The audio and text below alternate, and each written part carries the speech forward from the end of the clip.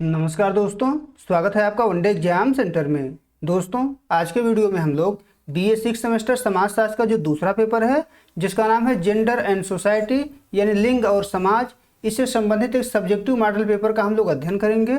ये हमारा दूसरा मॉडल पेपर है। इससे पहले हम लोगों ने एक और मॉडल पेपर का अध्ययन कर लिया है। अगर आपने नहीं देखा है तो आप हमारे प्लेलिस्ट में जाकर के देख सकते हैं। आपका ये मॉडल पेपर कुल 3 खंड में विभाजित है। खंड अ, खंड ब और खंड स। एक एक करके तीनों खंडों का हम लोग अध्ययन करेंगे। हम लोग जानेंगे कि इसमें आपसे क्या पूछा गया है और इसका उत्तर आपको किस प्रकार से लिखना होगा। तो चलिए बिना देर के वीडियो को शुरू करते हैं। आपका पहला खंड खंड अ है। इसमें आपसे अति लघु उत्तरीय प्रश्न पूछा गया है और प्रत्येक प्रश्न का उत्तर आपको अधिकतम 50-50 शब्दों में यहाँ पर देना होगा। देख लेते हैं कि इसमें आपसे क्या पूछा गया है। पहला प्रश्न है, ऑनर किलिंग क्या है? ऑनर किलिंग किसको कहा जाता है, इसके बारे में आपको बताना है। तो उत्तर में आप लिखेंगे कि ऑनर किलिंग एक सामाजिक कुप्रथा है जिसमें परिवार या समुदाय के सदस्यों द्वारा अपने ही परिवार के किसी सदस्य, विशेष करके महिला की हत्या कर दी जाती है। यह कदम तब उठाया जाता है जब परिवार को लगता है कि सदस्य ने उनकी झूठी इज्जत या मर्यादा को ठेस पहुंचाई है। यानी इज्जत या मर्यादा के नाम पर जब खास करके किसी महिला की हत्या कर दी जाती है तो उसी को ऑनर किलिंग के नाम से जाना जाता है। इसका जो मुख्य कारण होता है वो अपनी मर्जी से विवाह होता है, प्रेम संबंध होता है, या जाति या धर्म के बाहर शादी करना होता है। यह मानवाधिकारों का घोर उल्लंघन माना जाता है। इतना आपको इसके उत्तर में लिखना होगा। अब अगला प्रश्न देख लेते हैं। दूसरा प्रश्न है, इसमें आपसे पूछा गया है कि ग्रामीण महिलाओं की मुख्य समस्या क्या है। यानी ग्रामीण क्षेत्र की जो महिलाएं हैं उनकी मुख्य समस्या क्या है, उन्हीं के बारे में आपको लिखना है। तो उत्तर में आप लिखेंगे कि ग्रामीण महिलाओं की मुख्य समस्याएं शिक्षा का अभाव, स्वास्थ्य सुविधाओं की कमी और आर्थिक परतंत्रता है। यानी न तो वो शिक्षित हैं, न ही उनका स्वास्थ्य बेहतर होता है और न ही वो आर्थिक रूप से स्वतंत्र हैं। पितृसत्तात्मक सोच के कारण उन्हें निर्णय लेने की स्वतंत्रता नहीं मिलती। साथ ही भारी घरेलू श्रम, पोषण की कमी और संपत्ति के अधिकारों से वंचित होना उनके विकास में बाधक है, जिससे उनका सामाजिक स्तर पिछड़ा रहता है। इतना आपको इसके उत्तर में लिखना होगा। अब आगे बढ़ते हैं, अगला प्रश्न देख लेते हैं। तीसरा प्रश्न है, इसमें आपसे पूछा गया है कि लिंग और यौन में क्या अंतर है। लिंग और यौन में आपको अंतर बताना है। तो उत्तर में आप लिखेंगे कि लिंग और यौन के बीच मुख्य अंतर उसकी प्रकृति की होती है। यौन जो होता है एक जैविक अवधारणा होता है, प्रकृति द्वारा प्रदत्त होता है, जो जन्म के समय जननांगों, गुणसूत्रों और हार्मोन के आधार पर निर्धारित होती है। लेकिन जो लिंग होता है यह एक सामाजिक और सांस्कृतिक अवधारणा है। यह समाज द्वारा तय की गई उन भूमिकाओं, व्यवहारों और पहचानों को दर्शाता है जिन्हें समाज जो होता है पुरुषोचित या स्त्रियोचित मानता है। संक्षेप में यौन जो है वो प्राकृतिक है, जबकि लिंग है जो है वो सामाजिक रूप से निर्मित है। समाज जो है लिंग को निर्मित करता है। अब आगे बढ़ते हैं, अगला प्रश्न देख लेते हैं। चौथा प्रश्न है, इसमें आपसे पूछा गया है कि समानता को परिभाषित कीजिए। समानता किसको कहा जाता है उसी के बारे में आपको बताना है। तो उत्तर में आप लिखेंगे कि समानता का अर्थ है समाज में किसी भी व्यक्ति या समूह के साथ धर्म, जाति, लिंग या जन्म स्थान के आधार पर भेदभाव न करना। यानी भेदभाव की समाप्ति ही समानता कहलाता है। इसका व्यापक उद्देश्य हर नागरिक को विकास के समान अवसर प्रदान करना और विशेषाधिकारों को समाप्त करना है, ताकि सभी व्यक्ति गरिमापूर्ण जीवन जी सकें। इतना आपको इसके उत्तर में लिखना होगा। अब आगे बढ़ते हैं, पांचवा प्रश्न देख लेते हैं। इसमें आपसे पूछा गया है कि लिंगानुपात क्या है। लिंगानुपात किसको कहा जाता है इसके बारे में आपको बताना है। तो उत्तर में आप लिखेंगे कि लिंगानुपात का तात्पर्य किसी निश्चित क्षेत्र में प्रति 1000 पुरुषों पर महिलाओं की संख्या से है। यानी प्रति 1000 पुरुषों पर महिलाओं की कितनी संख्या है उसी को लिंगानुपात के नाम से जाना जाता है। यह समाज में महिलाओं की स्थिति और जनसंख्या के संतुलन को मापने का एक महत्वपूर्ण सामाजिक संकेतक है। उदाहरण के लिए यदि किसी क्षेत्र का लिंगानुपात 943 है तो इसका अर्थ है कि वहाँ 1000 पुरुषों पर 943 महिलाएं हैं। भारत में इसकी गणना जनगणना के माध्यम से की जाती है। इतना आपको इसके उत्तर में लिखना है। अब आगे बढ़ते हैं, अगला खंड देख लेते हैं। खंड ब है। इसमें आपसे लघु उत्तरीय प्रश्न पूछा गया है और प्रत्येक प्रश्न का उत्तर आपको अधिकतम 200 शब्द में यहाँ पर देना होगा। देख लेते हैं कि इसमें आपसे क्या पूछा गया है। दूसरा प्रश्न है, इसमें उदारवादी नारीवाद से आप क्या समझते हैं, क्या होता है उदारवादी नारीवाद और इसकी क्या विशेषताएं होती हैं, इसी के बारे में आपको लिखना है। तो उत्तर में आप लिखेंगे कि उदारवादी नारीवाद नारीवाद की वह शाखा है जो व्यक्तिवाद, स्वतंत्रता और समानता के उदारवादी सिद्धांतों पर आधारित है। इसका जो मुख्य जोर होता है वो इस बात पर है कि महिलाओं को भी पुरुषों के समान ही नागरिक अधिकार और अवसर मिलने चाहिए। इस विचारधारा की मुख्य विशेषताएं निम्नलिखित हैं। एक एक करके इसकी विशेषताओं का अध्ययन हम लोग करेंगे। जो पहली विशेषता है वो है समान अवसर। उदारवादी नारीवादियों का मानना है कि महिलाओं की अधीनता का मुख्य कारण कानूनी और शैक्षणिक भेदभाव है। यदि महिलाओं को समान शिक्षा, रोजगार की अवसर मिले तो समाज में पुरुषों के बराबर स्थान प्राप्त कर सकती हैं। यानी पहली विशेषता है समान अवसर, इन महिलाओं को समान अवसर मिलना चाहिए। दूसरी जो विशेषता है वो है कानूनी सुधार, यानी इनके द्वारा कानूनी सुधार पर बल दिया जाता है। यह विचारधारा आमूलचूल परिवर्तन के बजाय मौजूदा लोकतांत्रिक ढांचे के भीतर कानूनी और नीतिगत सुधारों पर बल देता है। यानी ये क्रांति नहीं करना चाहते हैं बल्कि कानून का निर्माण करना चाहते हैं, नीतियों का निर्माण करना चाहते हैं और उसी के माध्यम से लैंगिक समानता लाने का प्रयास इनके द्वारा किया जाता है। अब अगली विशेषता देख लेते हैं। तीसरी जो विशेषता है वो है व्यक्तिगत स्वायत्तता। इनका मानना है कि महिलाओं को अपनी जीवन शैली चुनने की पूरी स्वतंत्रता होनी चाहिए। बाधाएं सामाजिक संरचनाओं के बजाय उन कानूनों में हैं जो महिलाओं को घर से बाहर निकलने या निर्णय लेने से रोकते हैं। यानी व्यक्तिगत स्वायत्तता महिलाओं को होनी चाहिए, तीसरी विशेषता है। अगली विशेषता है तार्किकता। यह तर्क दिया जाता है कि विवेक और बुद्धि केवल पुरुषों की जागीर नहीं है, महिलाएं भी समान रूप से तर्कशील हैं, इसलिए उन्हें सार्वजनिक जीवन से बाहर रखना अतार्किक है। अंत में हम लोग निष्कर्ष लिखेंगे और निष्कर्ष में आपको लिखना होगा कि मेरी वोलिस्टोनक्राफ्ट और जे.एस. मिल जैसे विचारकों के योगदान से फला फूला यह विमर्श महिलाओं के लिए समान भागीदारी की वकालत करता है, न कि पुरुष प्रधान समाज को पूरी तरीके से उखाड़ फेंकने की बात करता है। इतना आपको इसके उत्तर में लिखना होगा। इतना आप लिख देंगे तो आपके प्रश्न का उत्तर पूरा हो जाएगा। अब आगे बढ़ते हैं, अगला प्रश्न देख लेते हैं। इसमें आपसे पूछा गया है कि लिंग समाज द्वारा कैसे निर्मित होता है, किस प्रकार से समाज जो है लिंग का निर्धारण करता है, इसके बारे में आपको लिखना है। तो उत्तर में आप लिखेंगे कि लिंग का निर्माण समाज द्वारा एक निरंतर चलने वाली प्रक्रिया है जिसे सामाजिक स्तरीकरण कहा जाता है। जैविक रूप से हम स्त्री या पुरुष के रूप में जन्म लेते हैं, लेकिन समाज हमें महिला या पुरुष बनना सिखाता है। लिंग के सामाजिक निर्माण के मुख्य आधार निम्नलिखित हैं। एक एक करके हम उन आधारों का अध्ययन यहाँ पर करेंगे। लिंग के सामाजिक निर्माण का जो पहला आधार है वो है समाजीकरण। जन्म के समय से ही बच्चों के साथ अलग अलग व्यवहार किया जाता है, उनका अलग अलग समाजीकरण होता है।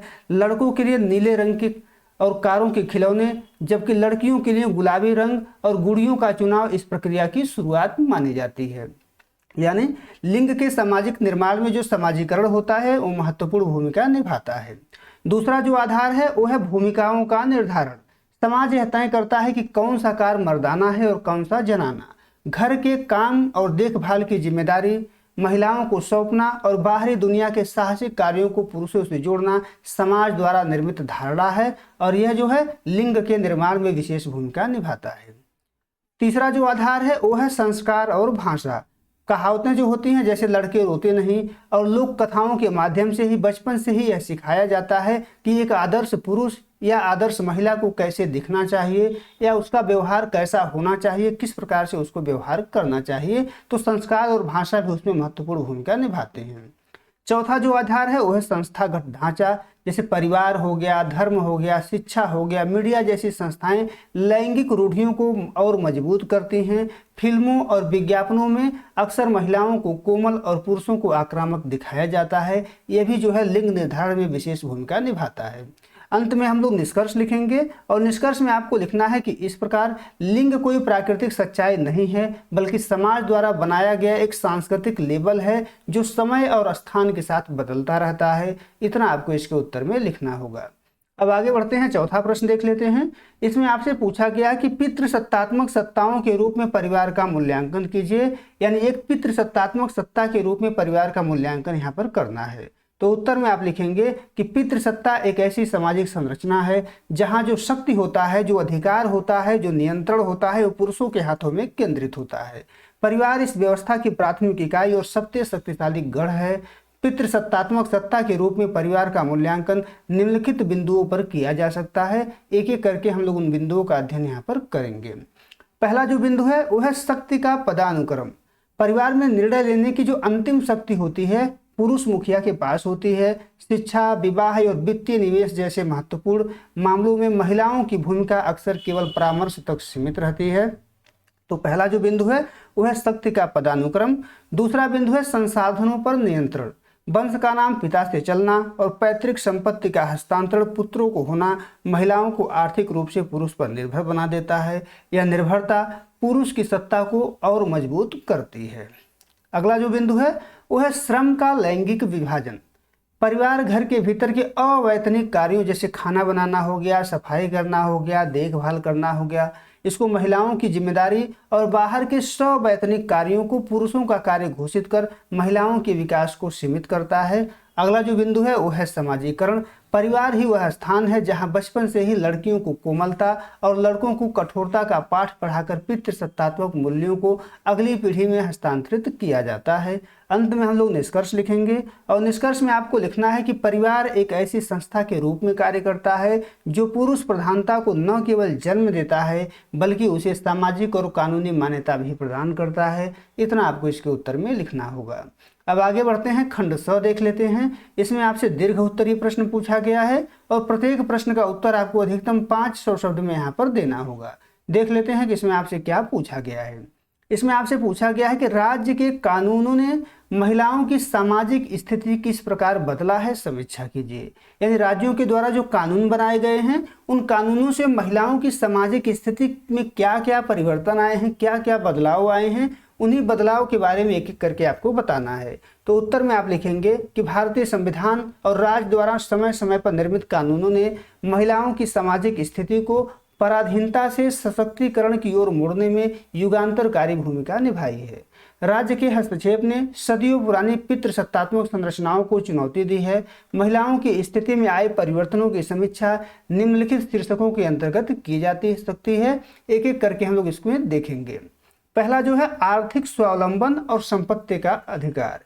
यानी राज्य ने जो कानून बनाए हैं उससे महिलाएं आर्थिक रूप से स्वावलंब हुई हैं और संपत्ति का अधिकार उनको प्राप्त हुआ है। हिंदू उत्तराधिकार संशोधन अधिनियम 2005 ने महिलाओं को पिता की संपत्ति में पुत्रों के समान कानूनी अधिकार दिया। इससे उन बुनियादी पितृसत्तात्मक धारणा को तोड़ा कि संपत्ति केवल पुरुष वंश में रहनी चाहिए। आर्थिक सुरक्षा ने महिलाओं की परिवार के भीतर निर्णय लेने की क्षमता और सामाजिक सम्मान को बढ़ाया। दूसरा जो है वो है घरेलू और सामाजिक सुरक्षा। यानी कानून के द्वारा महिलाओं को घरेलू और सामाजिक सुरक्षा भी प्रदान किया गया। घरेलू हिंसा से महिलाओं का संरक्षण अधिनियम 2005 ने घर की चार दीवारी के भीतर होने वाले शारीरिक और मानसिक उत्पीड़न को अपराध घोषित किया। इसी प्रकार कार्यस्थल पर यौन उत्पीड़न रोकथाम, निषेध और निवारण अधिनियम 2013 ने सार्वजनिक क्षेत्रों में महिलाओं के लिए सुरक्षित वातावरण सुनिश्चित किया, जिससे श्रम बल में उनकी भागीदारी बढ़ती रहे। अगला जो प्रयास किया गया है वो विवाह और सामाजिक कुप्रथाओं पर प्रहार है। यानी समय समय पर राज्यों के द्वारा इस प्रकार के कानून बनाए गए हैं। राज्य ने विवाह जैसी संस्था को अधिक न्यायसंगत बनाने के लिए कई कानून इस पर बनाए हुए हैं। इसमें पहला है दहेज निषेध अधिनियम 1961। दहेज की कुप्रथा को कानूनी रूप से प्रतिबंधित इसके माध्यम से किया गया है। इसमें अगला जो कानून है वो है बाल विवाह प्रतिषेध अधिनियम 2006। लड़कियों की शादी की उम्र तय कर उन्हें शिक्षा और स्वास्थ्य के समान अवसर इसके माध्यम से प्रदान किया गया है। अगला जो कानून है उसको 3 तलाक कानून के नाम से जाना जाता है।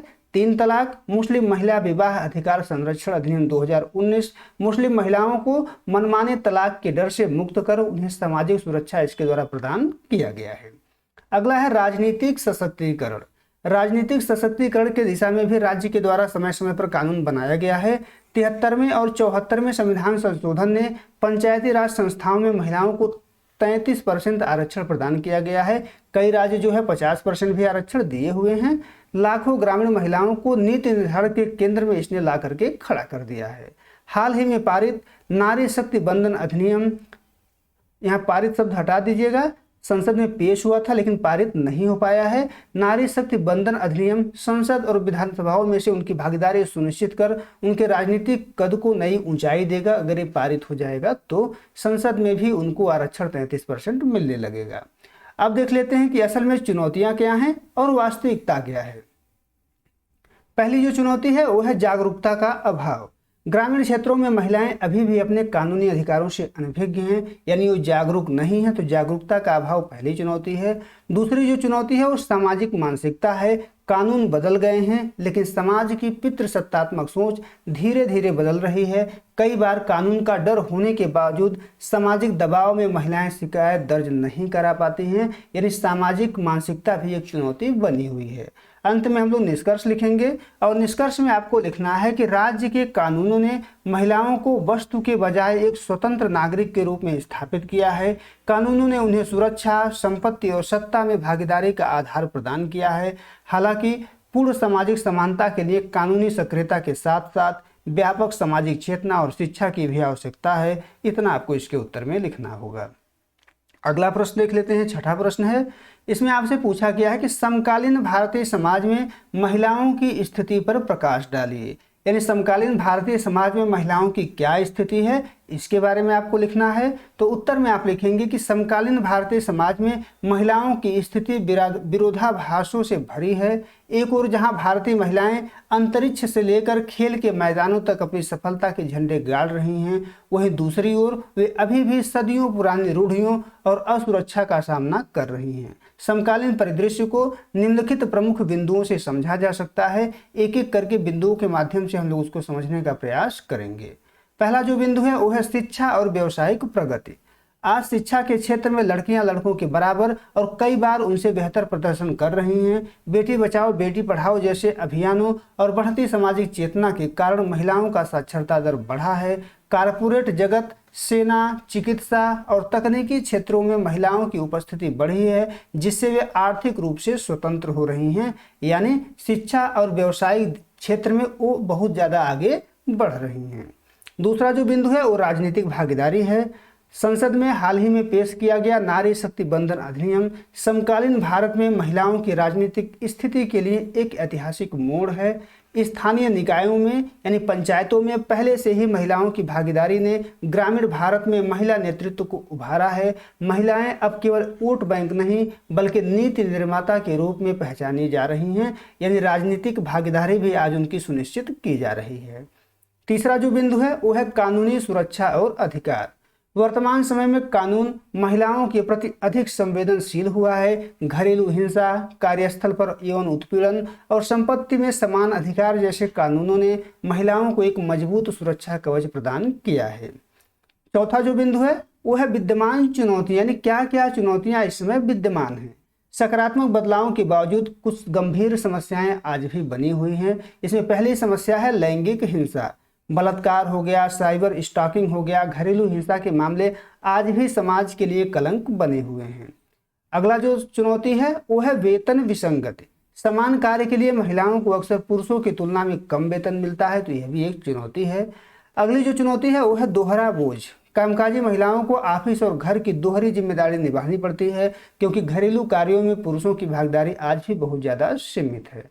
अगली जो चुनौती है वो है मानसिकता में धीमी गति। कानून बदल गए हैं लेकिन पुत्र की चाहत और लैंगिक रूढ़िवादिता जैसी गहरी जड़ें जमाए हुए हैं।